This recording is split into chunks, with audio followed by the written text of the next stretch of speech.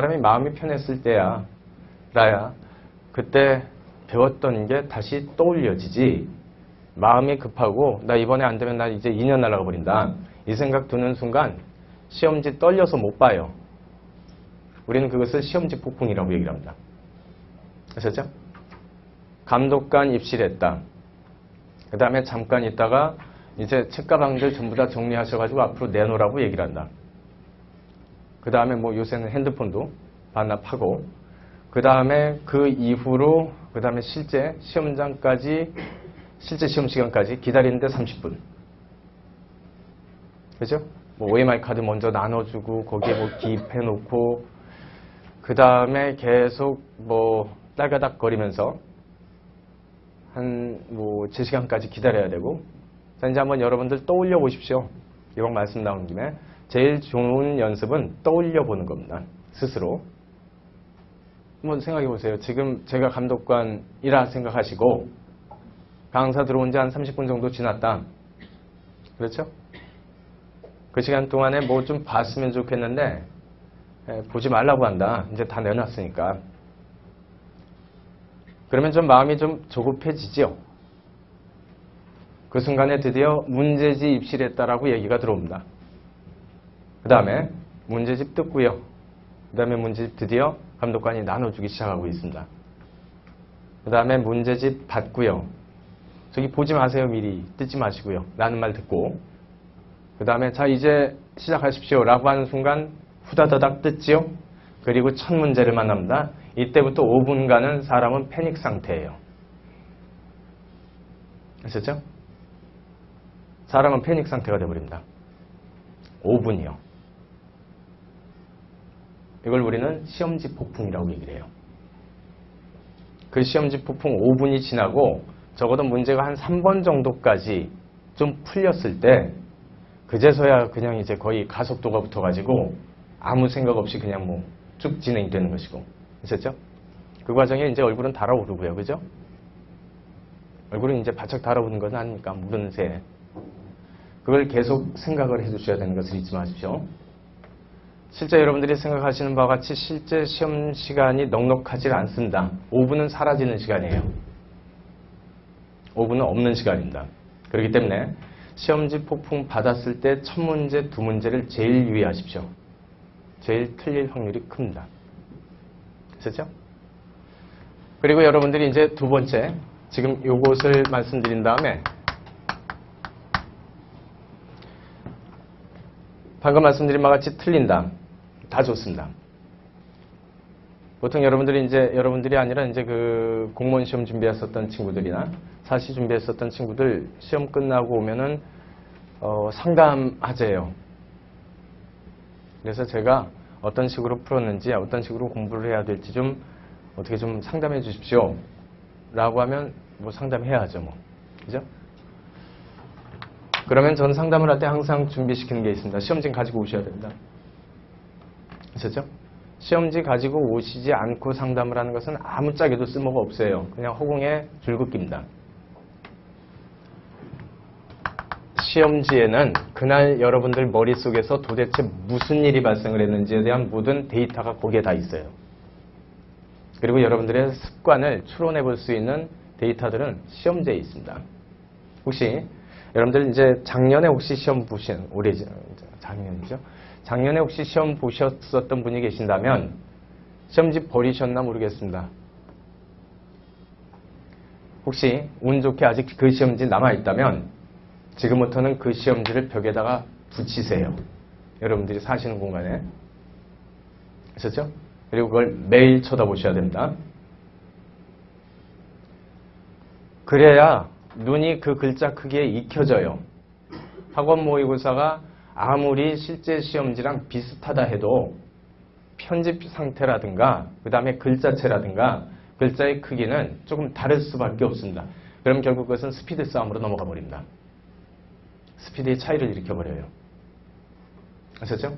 그걸 계속 눈으로 발라놔야 됩니다. 그걸 알고 출제기관이 매년 편집 포인트를 바꿔요. 아셨죠? 글자체를 바꿔버립니다. 그래도 전년에 비해서 크게 달라지지는 못하기 때문에 계속해서 그걸 쳐다보셔야 돼요. 아셨죠? 세상 살면서 굉장히 신기한 현상이 있습니다. 개장수한텐 도사견도 꼬리를 내리더라고요. 그렇죠? 땅꾼한테는 뱀도 도망가죠, 독사도? 왜 그럴까를 한 번쯤 생각을 해보시자고요. 문제를 계속 뚫어지게 노려보던 사람은 나중에 객관식 정도는요, 시험지 펴는 순간 답이 손들고 나와요. 정말입니다. 답이 손들고 나와버립니다. 문제가 나를 무서워하게 만드세요. 그러려면 땅꾼은 언제부터 태어날 때부터 땅꾼이었을 리 없고요. 그 다음에 개장수가 태어났을 때부터 개장수였을 리는 없고 계속 그 일을 하다 보니까 생겨난 능력들입니다. 아셨죠? 문제집을 계속해서 뚫어지게 쳐다보시는 연습을 좀 하셨으면 좋겠습니다. 그리고 시험지 혹시 가지고 계신다면 몇 번 맞췄다, 몇 번 맞췄다, 이거 틀렸다, 이거 틀렸다, 요거 맞췄다, 요거 맞췄다, 이거 틀렸다, 요거 맞췄다, 틀렸다, 틀렸다. 물론 나중에 시간 없어가지고 틀린 문제들 찍어버렸는데 틀린 문제들 빼고. 아셨죠? 여기서 주목을 하셔야 될 부분은 이 부분입니다. 아셨죠? 더블로 틀리시면 안 됩니다. 아셨죠? 틀려도 요거 틀렸다, 요거 맞췄다, 맞췄다, 틀렸다, 맞았다, 맞았다, 틀렸다. 요거는 굉장히 건강한 답안지예요. 아셨죠? 그런데 연달아 2개 이상을 틀리는 부분이 나온다면 첫 문제가 여러분들이 몰라서 틀리는 바로 그 순간에 머리가 꼬였다는 소리입니다. 대개의 경우는 머리가 꼬여버려요. 그 과부하 때문에. 아셨죠? 그래서 그 뒷문제를 충분히 건질 수 있었음에도 불구하고 내 머리가 꼬여버리는 것 때문에 그래서 틀리는 경우들이 꽤 많습니다. 이런 것들만 조금 건졌어도요. 적어도 둘 중에 하나만 건졌어도 그의 시험 특이하게 문제 없이 넘어갈 수도 있었는데 저런 것 때문에 만약에 뭐 점수 못 받으셨다면 억울하죠. 그렇죠? 그러면 이 과정에서 여러분들께서 확인하셔야 될 게 과부하가 걸렸다. 그죠? 근데 남은 과부하가 안 걸리는데 왜 나는 과부하가 걸렸을까? 두 번째, 과부하가 걸렸을 때 그 이후에 다른 사람은 다시 평상심으로 돌아갔는데 나는 왜 연달아 또 틀렸을까? 아셨죠? 두 가지를 왜 평상심으로 복귀를 못했는가? 라고 하는 두 가지를 또 체크하셔야 됩니다. 아셨죠? 과부하가 걸리는 이유는 하나입니다. 체력 저하예요. 별것 없습니다. 전날 잠을 못 자서. 아셨죠? 아니면 오늘 시험 보는 날 너무 일찍 일어나서. 아니면 평소 뭐 운동 부족이어서 체력이 약해서. 아셨죠? 물론 그 현상은 그 다음 문제도 그대로 파급이 될 수 있습니다. 아셨죠? 그런데도 불구하고 일시적으로 그 현상이 발생하더라. 그래서 나 문제 푸는데 굉장히 어려운 문제 나왔다. 그랬을 때 여러분들이 반드시 뭐 체력이야 평소에 관리하실 수밖에 없지 뭐 시험장에서 일어나가지고 운동할 수는 없으니까요. 시험장에서 이 현상이 발생했을 때 여러분들께서 하셔야 될 것은 호흡입니다. 아셨죠? 어려운 문제 만나가지고 지나치게 얼굴이 뜨겁게 달아오르거든. 그 문제 끝나고 반드시 한 10초나 15초 정도라도 심호흡을 좀 반드시 먼저 하셔야 돼요. 산소 공급이 안 되고 있는 상태이기 때문에 저거 미리 끊어두지 않으면 계속 연달아 발생을 해버립니다. 아셨죠? 넌 왜 그런 거나 얘기를 하고 있냐? 시험을 치르면서 발생할 수 있는 수없이 많은 문제들을 스스로 겪어봤기 때문에. 그리고 두 번째, 수험생들을 너무나 많이 만나봤기 때문에 그래서 말씀드리는 거예요. 저도 역시 마찬가지입니다. 저는 옛날부터 그 4시 징크스가 있습니다. 오전 4시 징크스, 오후 4시 징크스. 친구들이랑 밤새서 고스톱을 쳐도요. 꼭 오전 4시부터는 져요. 머리가 안 돌아갑니다.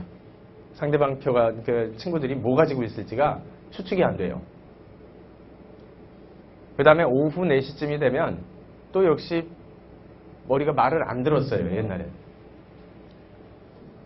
그런데 말씀드리면 제가 준비했었던 시험 하필이면 오후 4시가 그 어렵다는 민법을 치르는 시험이에요.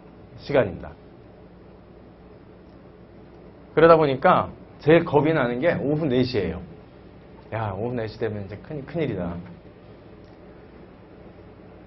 첫 해 그런 현상을 느꼈었습니다. 오후 4시가 됐습니다. 에너지가 떨어지니까요. 여러분들 그 영화 끝나면 엔딩 크리켓 내려가는 것 있죠. 처럼 텅텅하고 귀에서 소리가 천둥 소리가 나면서 이게 내려가요. 그 다음에 몇 초 지나자 시험지가 안 보여요. 앞이 안 보입니다. 까맵니다. 그러면 안 그래도 뭐 양도 많고 글자 수도 많고 그 다음에 어렵기로 소문난 민법을 공부를 하는데 얘 올라갈 때까지 다시 기다려줘야 돼요. 그러면 한 20분이나 15분 정도 지나면 그때는 올라가요. 그러니까 이제 그럴 폭 잡고 시험장에 임해야 된다. 그래서 실제 15분 그 다음에 20분 그러면 그때 맨 첫 해는 첫 번째 그 현상이 발생했을 때 배렸어요. 뭐 다시 눈에 글자가 보이기 시작한다. 그런데 봤더니 시험관이 몇 분밖에 안 남았대요. 그래가지고 혹시 또 있을 그 사태를 대비해가지고 그때부터 뭘 했냐? 그 시간에 뭐 할까? 그래가지고 그러면 차라리 그 뭐 호흡이나 좀 하고 있자. 그 순간에 이제 그 다음번에는 요거 받는 시간이 한 반 정도 줄고요. 그 다음에 요걸 미리 대비했었기 때문에 그 앞서 몇 분 풀었었던 문제 수를 끌어올려버리고 그 다음에 그 현상이 끝나고 남은 시간 안에 집중적으로 문제를 풀어버립니다.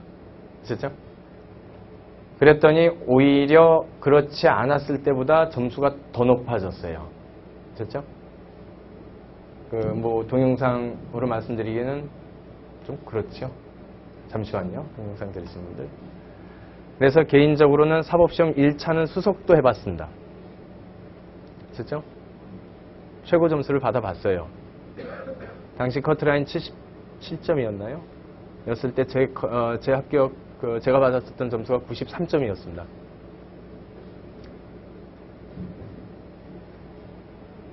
제가 가지고 있는 약점을 제가 알고 있기 때문에 적어도 객관식은